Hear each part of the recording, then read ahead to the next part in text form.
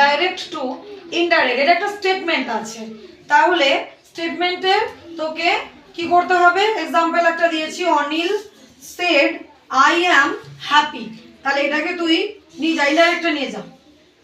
কিভাবে নিয়ে গেলে বোঝাবি? হ্যাঁ কর, আগে কর, ভুল হলে ভুলই কর।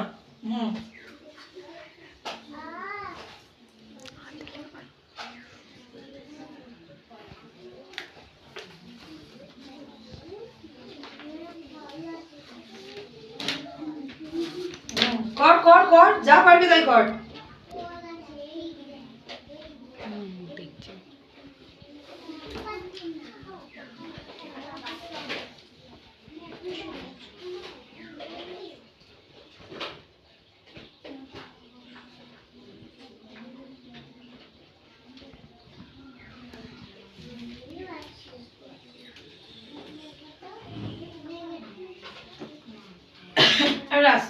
হয়ে গেছে।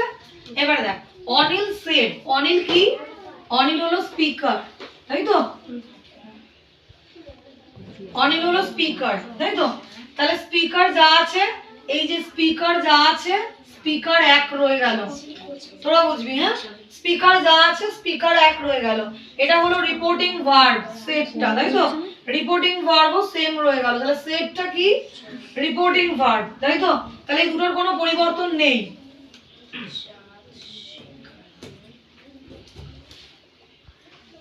Reporting verb.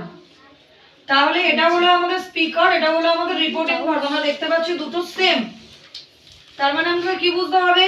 স্পিকার আর রিপোর্টিং ভার্বের কোনো পরিবর্তন হয় না, স্পিকার আর রিপোর্টিং ভার্ব একই থাকে।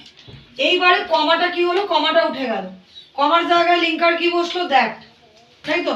এইবারে আসছি আমি, এটা হলো রিপোর্টেড স্পিচ। কি এটা?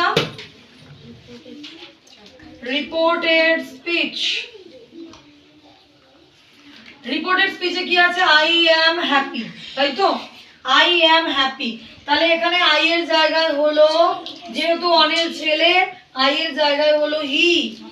এম পাস্টে নিয়ে যেতে হবে। এম কি হবে? পাস্টে কি হবে? ওয়াজ। কর, হি ওয়াজ হয়ে যাবে, হি ওয়াজ হ্যাপি। ব্যাস।